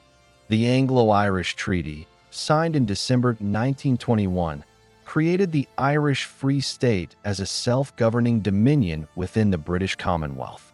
It granted substantial independence, control over domestic affairs, taxation, and trade. Yet it fell short of full sovereignty. Ireland was required to swear allegiance to the Crown, and crucially, the treaty accepted the partition of the island. 6 counties in Ulster, with Protestant majorities, opted to remain within the United Kingdom as Northern Ireland. Partition was intended as a compromise, but instead created a fault line that endures to this day. The treaty split the nationalist movement. Michael Collins and Arthur Griffith defended it as the freedom to achieve freedom, a pragmatic step toward full independence. Eamon de Valera and others denounced it as a betrayal of the Republic declared in 1916. In January 1922, the Dáil narrowly approved the treaty, but the split soon turned violent. By June, civil war erupted between pro-treaty forces, who formed the nucleus of the new Free State Army, and anti-treaty Republicans, who rejected the compromise. This conflict would be devastating, pitting former comrades against each other and leaving deep scars on Irish politics. The period between 1900 and 1922 thus marked one of the most transformative eras in Irish history. In just 2 decades, Ireland had moved from the margins of British politics to the forefront of global debates about empire, nationalism, and self-determination. The Home Rule movement gave way to armed revolution. A failed uprising became a symbol of defiance, and through war and negotiation, a new state emerged. Yet independence came at a cost. Partition divided the island, sowing the seeds of later conflict, while civil war loomed as the bitter aftermath of compromise. By the end of 1922, Ireland had taken its first steps as a semi-independent nation. The Irish Free State was born, carrying with it both the weight of centuries of struggle and the promise of a new beginning. But the battles over sovereignty, unity, and identity were far from over. Ireland's 20th century would continue to be shaped by the legacies of revolution, partition, and the enduring dream of a republic whole and free. The signing of the Anglo-Irish Treaty in December 1921 brought Ireland to a historic turning point. After centuries of conquest, rebellion, and subjugation, the island had achieved the framework of self-government. But the terms of that treaty, the oath of allegiance to the British Crown, and above all, the partition of the island, would fracture the nationalist movement. Out of triumph came tragedy, as Ireland plunged into a bitter civil war that set brother against brother and shaped the trajectory of the new state for decades. The treaty's supporters, led by Michael Collins, Arthur Griffith, and others, viewed it as a pragmatic compromise. It granted Ireland control over its domestic affairs, its own parliament, and the ability to raise its own army and taxes. The Free State would exist as a dominion within the British Commonwealth, a status similar to Canada or Australia. Collins famously described it as not the ultimate freedom, but the freedom to achieve freedom. For Collins, the treaty was a stepping stone toward complete independence. For its opponents, however, the treaty represented betrayal. Eamon de Valera, who had served as president of the underground Irish Republic, rejected it outright. He argued that the oath of allegiance to the British Crown violated the republican ideals proclaimed in 1916. More fundamentally, many Republicans could not accept partition, which left 6 counties of Ulster under British rule. To them, the treaty meant abandoning the dream of a united and sovereign Ireland. The split was immediate and bitter. In January 1922, the Dáil Éireann narrowly approved the treaty, 64 votes to 57. The margin reflected a deeply divided movement, and tensions quickly escalated. By June, political disagreement had given way to violence. The Irish Civil War had begun. The conflict opened with the seizure of the 4 courts in Dublin by anti-treaty forces. In response, the new provisional government, led by Collins, launched an assault using borrowed British artillery. The bombardment of Dublin marked the beginning of open hostilities. Over the next year, the conflict spread across the country, with pro- and anti-treaty forces battling in towns and countryside alike. Unlike the War of Independence, which pitted Irish guerrillas against British forces, the Civil War was fratricidal. Former comrades in the IRA now fought each other, often with bitter ferocity. The pro-treaty National Army, better equipped and increasingly organized, gradually gained the upper hand. By late 1922, they had retaken most major towns and cities. The anti-treaty IRA shifted to guerrilla tactics, carrying out ambushes, assassinations, and acts of sabotage. The government responded with harsh measures, including executions of captured Republicans. The war claimed around 2,000 lives, a smaller toll than the struggle against Britain, but devastating in its social and psychological impact. The Civil War's turning point came in August 1922, when Michael Collins was killed in an ambush in County Cork. His death robbed the pro-treaty side of its most dynamic leader. Yet the Free State continued its campaign, determined to consolidate its authority. In May 1923, with the conflict unwinnable and support waning, anti-treaty forces called a ceasefire. De Valera issued the order to dump arms, effectively ending the war. The Free State had survived, but at a terrible cost. Families and communities were divided, and the bitterness between pro- and anti-treaty factions would shape Irish politics for generations. In the aftermath of the Civil War, the Free State faced the monumental task of building a functioning government. The challenges were immense: stabilizing the economy, restoring law and order, and healing the wounds of civil conflict. The early years were marked by authoritarian tendencies. The government relied on emergency powers, censorship, and the army to maintain control. Yet gradually, democratic institutions took root.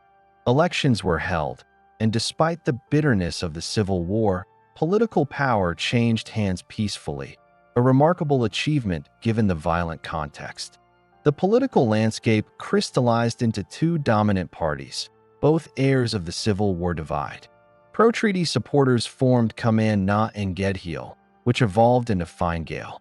Anti-treaty Republicans, under de Valera, eventually entered parliamentary politics, forming Fianna Fáil in 1926. This duopoly, rooted in Civil War loyalties, would dominate Irish politics for most of the 20th century. Economically, the Free State inherited a largely agrarian society, dependent on agriculture and trade with Britain. Efforts were made to modernize farming, improve infrastructure, and reduce dependence on imports. Yet immigration remained high, and poverty persisted in many rural areas. Socially, the Catholic Church wielded immense influence. Education, healthcare, and many social services were dominated by religious institutions, and Catholic values shaped public life. For better or worse, the Free State was both a political entity and a cultural project, emphasizing Catholic identity, Gaelic heritage, and traditional morality. In 1932, Eamon de Valera and Fianna Fáil came to power, marking a new phase in the state's development. De Valera sought to reduce the remaining ties to Britain and expand Ireland's sovereignty. One of his first acts was to abolish the Oath of Allegiance, a symbolic break with the crown. He also initiated an economic war with Britain, refusing to pay land annuities owed under previous agreements. This led to tariffs and trade disputes, which hurt Ireland's already fragile economy but reinforced nationalist pride. The most significant transformation came with the Constitution of 1937. Drafted under de Valera's direction, it replaced the Free State with a new entity, Eyre, or Ireland. The Constitution established a stronger executive branch, enshrined Catholic social values, and asserted Ireland's right to the entire island, even as partition remained in place. Though Ireland remained technically within the Commonwealth, the Constitution marked a decisive step toward full independence.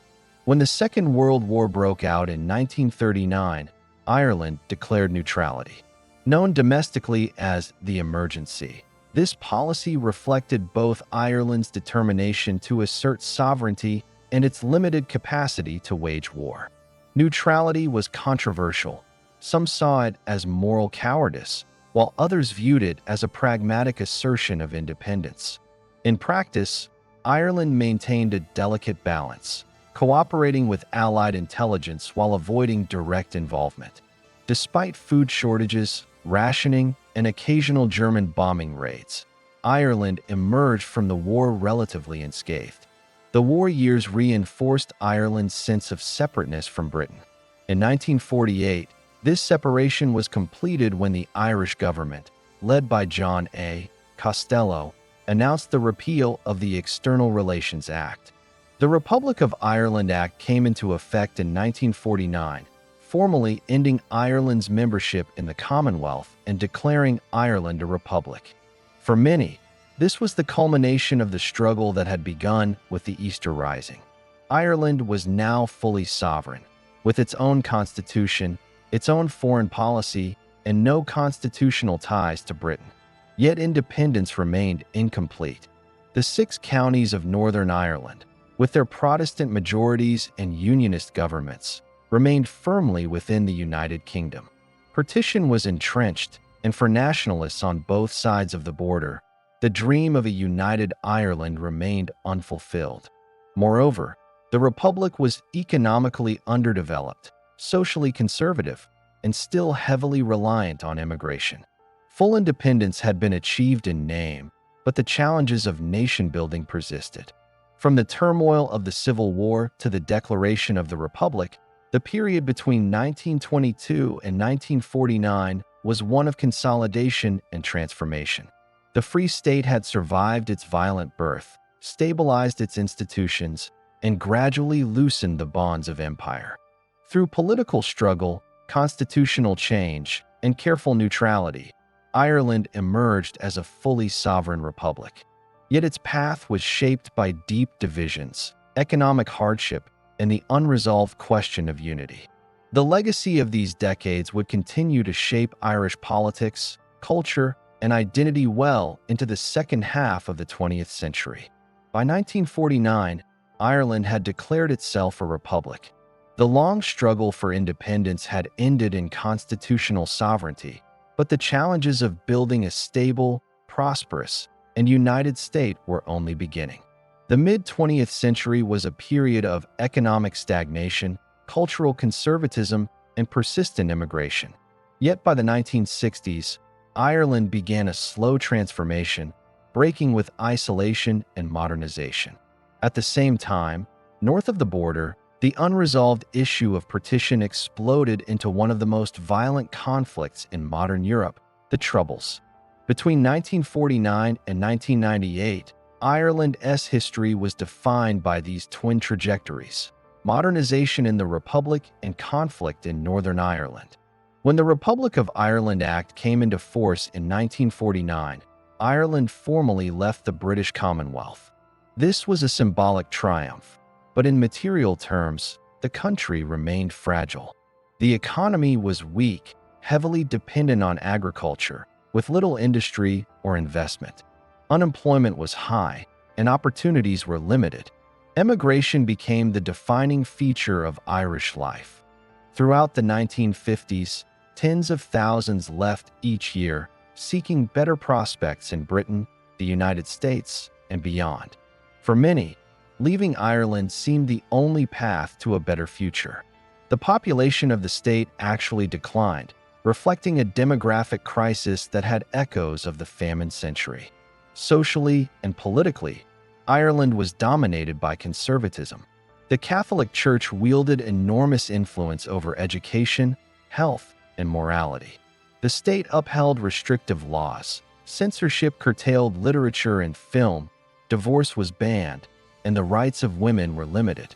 Ireland in the 1950s was a place where tradition overshadowed modernity, and many young people found the atmosphere stifling. Yet even in this climate, change was stirring.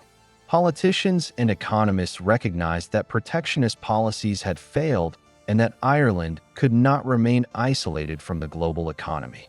Sean Lemis, who became Taoiseach in 1959, began to chart a new course. Guided by T.K. Whitaker's influential program for economic expansion, 1958, the government embraced modernization, opening to foreign investment, reducing tariffs, and encouraging industrial development. These reforms laid the groundwork for Ireland's later economic transformation. The 1960s saw Ireland cautiously step onto the global stage. Efforts were made to join the European Economic Community, EEC, though Britain's initial exclusion delayed Irish membership.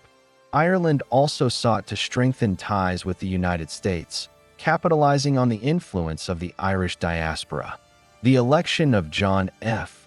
Kennedy, the first Irish-American Catholic president, symbolized these connections. His visit to Ireland in 1963 was greeted with enormous enthusiasm, a reminder of Ireland's global presence through immigration. Foreign policy continued to emphasize neutrality, a legacy of the emergency during World War II. But neutrality was now reframed as a positive force. Ireland contributed to United Nations peacekeeping missions, earning respect on the international stage. In 1960, Irish troops participated in the UN mission in the Congo, a sign of the state's growing engagement with world affairs. While the Republic moved gradually toward modernization, Northern Ireland remained locked in deep divisions. Since partition in 1921, the 6 counties of Ulster had been governed as part of the United Kingdom, with a devolved parliament at Stormont.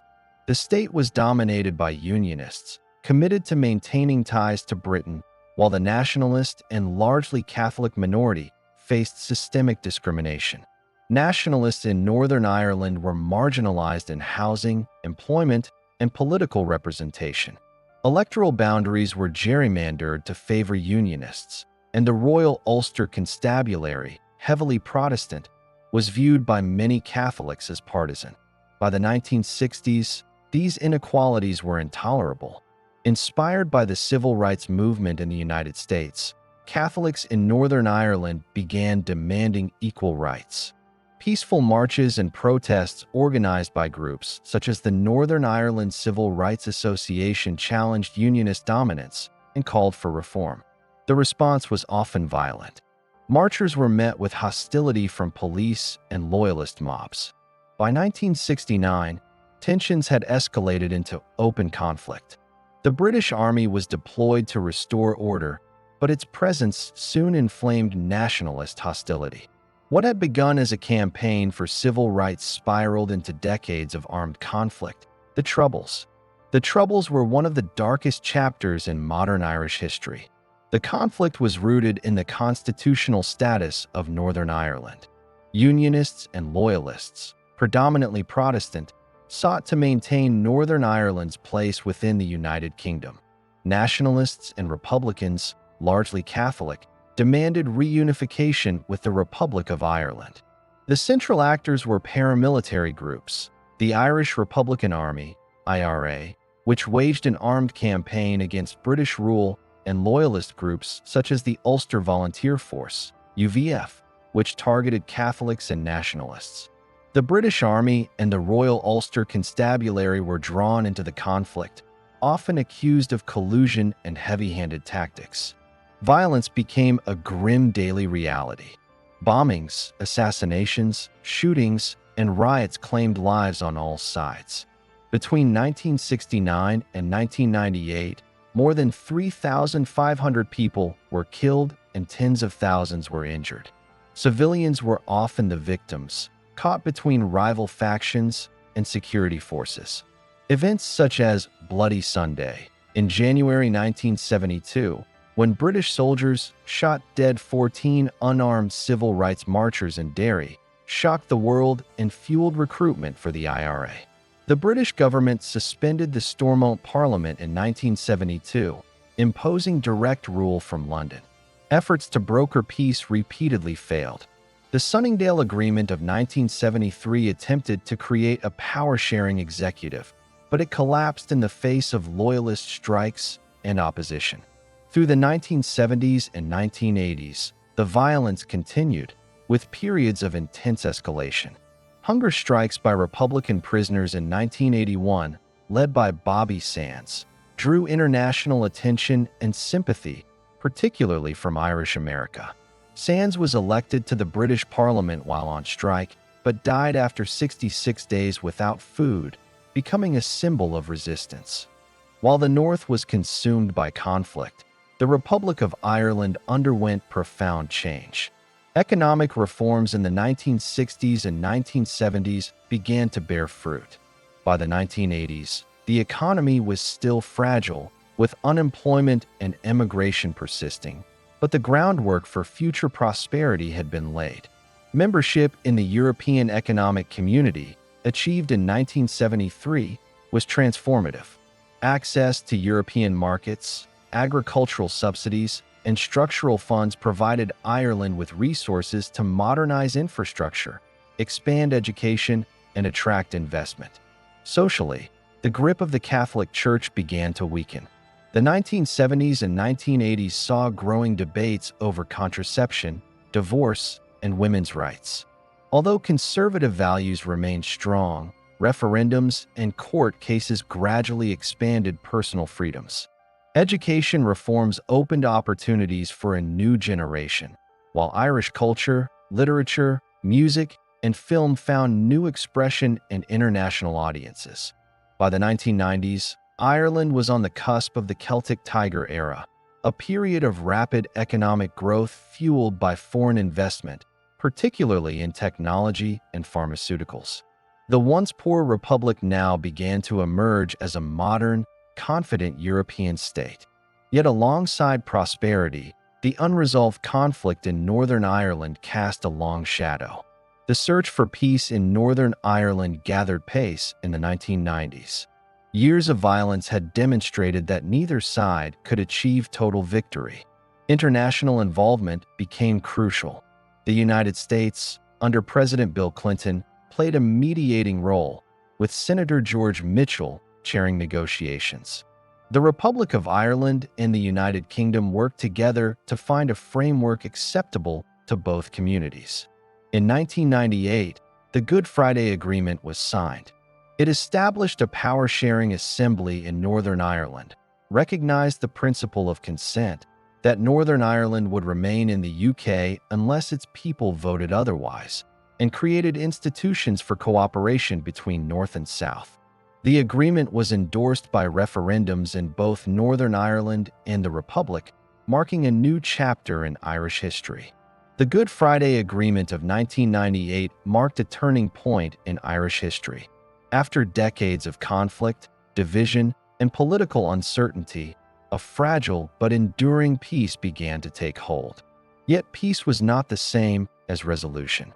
Over the next quarter century, Ireland, both North and South, would experience rapid economic, social, and cultural transformations. These years witnessed Ireland's emergence as a modern, globalized nation, while the legacies of history continued to shape identity, politics, and the ongoing question of unity. In the late 1990s and early 2000s, the Republic of Ireland underwent one of the most dramatic economic transformations in modern Europe. The Celtic Tiger, as it came to be known, was fueled by foreign direct investment, European Union support, low corporate taxes, and a young, educated workforce. Multinational corporations, especially in technology, pharmaceuticals, and finance, set up operations in Dublin, Cork, Galway, and beyond. For the first time in centuries, Ireland became a land of immigration rather than immigration. Workers arrived from Eastern Europe, Africa, and Asia, drawn by opportunity. New highways, gleaming office towers, and expanding suburbs symbolized this prosperity. Dublin became a hub for global finance and technology, hosting European headquarters for firms like Google, Apple, and Facebook. Rural Ireland, long depopulated, saw renewal through EU agricultural subsidies and infrastructure development. The economy grew at breakneck speed, and with it, confidence. Ireland, once described as Europe's poorest of the poor, now stood as a showcase of globalization. But this growth was precarious. When the global financial crisis struck in 2008, the Irish economy collapsed with startling suddenness. Property markets imploded, banks failed, and unemployment soared. The government was forced into a controversial bailout, accepting strict austerity measures in exchange for international loans. The boom had given way to bitter hardship, and the Celtic Tiger appeared slain. Yet the crisis also tested Ireland's resilience. Over the next decade, through reforms, foreign investment, and renewed growth, the Republic rebuilt. By the mid-2010s, it had re-emerged as one of the fastest-growing economies in Europe. If the economic story of modern Ireland has been dramatic, the social changes have been even more striking. For much of the 20th century, the Catholic Church had held profound influence over Irish society. By the 21st century, this dominance had eroded. A series of scandals, most notably revelations of clerical abuse and institutional mistreatment in church-run schools and homes, shattered public trust. The authority of the Church collapsed, and with it, the conservative framework that had defined Irish public life for generations. In its place, Ireland embraced progressive reforms. In 2015, a national referendum legalized same-sex marriage, making Ireland the first country in the world to do so by popular vote. 3 years later, another referendum repealed the constitutional abortion ban, signaling a decisive break with the restrictive moral codes of the past. Divorce, contraception, and secular education became normalized. The transformation was profound. A country once defined by religious conservatism now became a symbol of liberal change in Europe. Migration also reshaped Irish society. Immigration from Eastern Europe, especially after EU enlargement in 2004, introduced new communities and cultures. Poles, Lithuanians, Nigerians, and others joined the Irish workforce and social fabric. For a country long accustomed to seeing its people depart, the arrival of newcomers marked a reversal of history. The Good Friday Agreement did not end tensions in Northern Ireland, but it created a framework for peace. A devolved power-sharing government, alternating leadership between Unionists and Nationalists, became the cornerstone of politics at Stormont. For the first time, both communities had institutional representation. Paramilitary ceasefires largely held, and life for ordinary people improved. The checkpoints, armed patrols, and constant fear that had defined the Troubles began to fade. Yet stability was fragile. Political disagreements repeatedly collapsed the Northern Ireland Assembly, leaving governance suspended for long stretches. Sectarian divisions persisted in housing, education, and identity. Murals and parades reminded all that the past was not forgotten. Sporadic violence flared, but not at the scale of the Troubles. Instead, Northern Ireland entered a period of uneasy peace, where the structures of cooperation held, but reconciliation was incomplete. The peace process also reshaped cross-border relations. The Republic and the United Kingdom, once estranged, became partners in supporting Northern Ireland. Economic cooperation, infrastructure development, and cultural exchange flourished across the island. The border that had once divided communities became nearly invisible, a symbol of European integration and cooperation. For many, this new reality pointed toward the possibility of eventual reunification. The stability of this arrangement was shaken by the United Kingdom's vote to leave the European Union in 2016. Brexit posed an existential question. How could Northern Ireland remain part of the UK while avoiding the return of a hard border with the Republic, which remained firmly inside the EU? The Good Friday Agreement had been built on the assumption of open borders within the EU framework. Brexit threatened to unravel it. Years of negotiations followed. The Northern Ireland Protocol sought to keep the border open by placing checks on goods moving between Britain and Northern Ireland. Unionists decried this as a betrayal, arguing it separated them from the rest of the UK. Nationalists, meanwhile, saw it as strengthening ties with the Republic. Brexit, far from settling questions of sovereignty, reopened old wounds. It also reignited debate about Irish unity, as many began to ask whether remaining in the UK served Northern Ireland's interests. Through the 2000s and 2010s, Ireland increasingly positioned itself as a global player.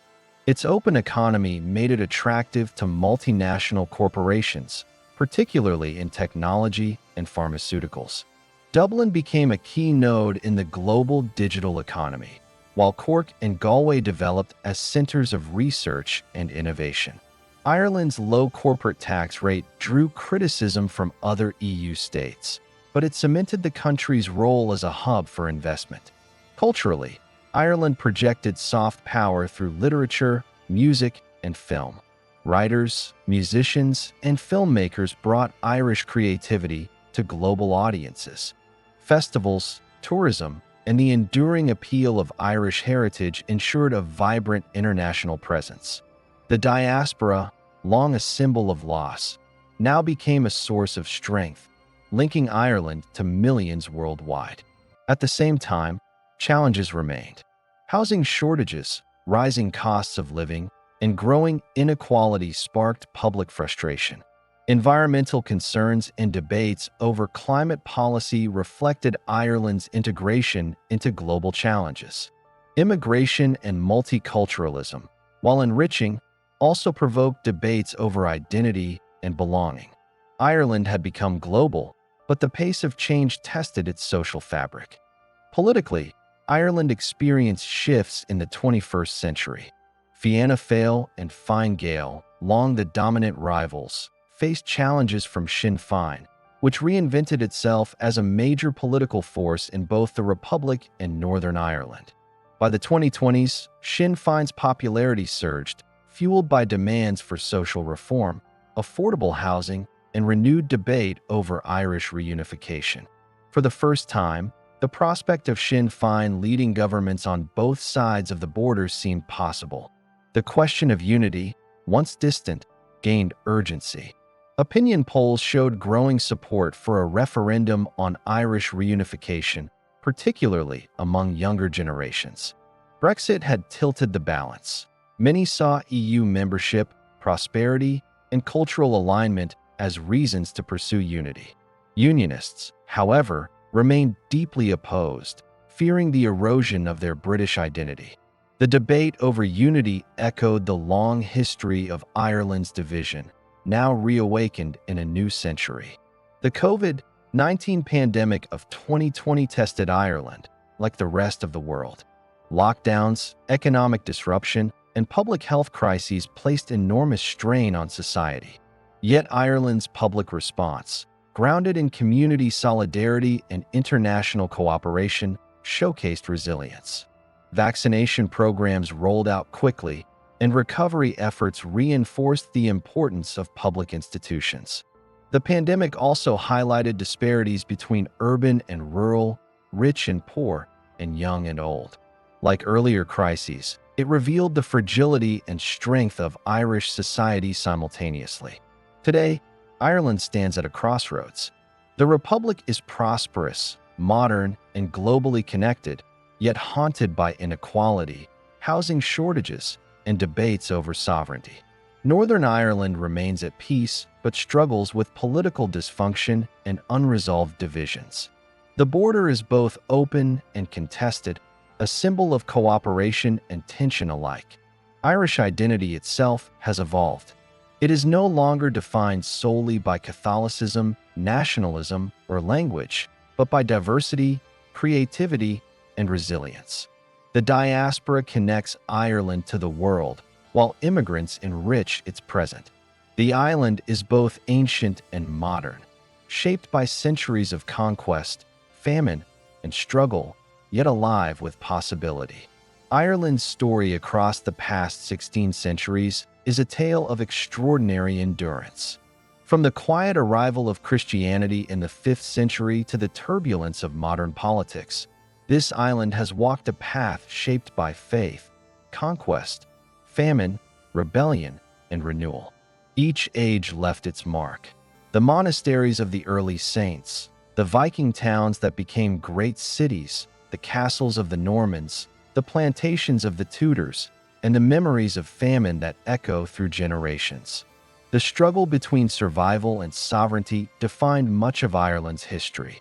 For centuries, Irish identity resisted absorption by greater powers: Vikings, Normans, Tudors, Cromwellians, and the British Empire. Yet even in moments of defeat, Irish culture endured, in language, in music, in memory, and in the global diaspora. Every famine ship, every emigrant's letter, and every gathering of Irish abroad extended the nation's story beyond its shores, turning Ireland into both a homeland and a worldwide community. The 20th century marked the island's rebirth.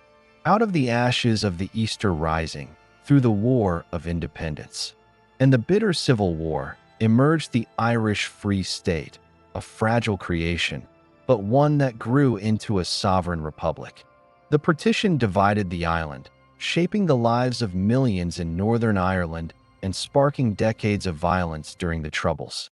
Yet Ireland persisted, building peace through dialogue, culminating in the Good Friday Agreement, a hard-won truce that allowed new generations to imagine coexistence in a land long scarred by division. In the 21st century, Ireland stands transformed. Once a land of immigration, it became a magnet for immigrants. Once defined by rural poverty, it became home to a globalized economy. Once shackled by religious conservatism, it emerged as a society reshaping itself with progressive laws and a confident voice in European and world affairs. Ireland's journey from subjugation to sovereignty, from poverty to prosperity, is among the most dramatic transformations in modern history. Yet questions remain. Partition endures, and the debate over unity continues. The shadow of Brexit has reopened old tensions, and Ireland, like all nations, faces the uncertainties of globalization, climate change, and shifting alliances. Still, the history of Ireland offers lessons in resilience. It shows that even small nations, scarred by conquest and famine, can endure, rebuild, and shape their destiny anew. This island, once seen as a distant outpost on the Atlantic edge of Europe, has become something more, a symbol of perseverance, identity, and survival. From the scribes of Clonmacnoise to the rebels of 1916, from immigrant ships crossing stormy seas to peace negotiators at Stormont, the Irish story is one of a people who never ceased to imagine a future for themselves. 1600 years ago, monks illuminated manuscripts that would preserve learning for a continent in chaos. Today, Ireland illuminates its own past, not merely as a chronicle of suffering, but as a testament to the endurance of a people and the renewal of a nation. This is the history of Ireland, an island whose memory stretches from ancient abbeys to modern parliaments, from famine cabins to global skyscrapers, from the trauma of exile to the promise of unity. A history of resilience, of struggle, and of rebirth. And it is a story that continues.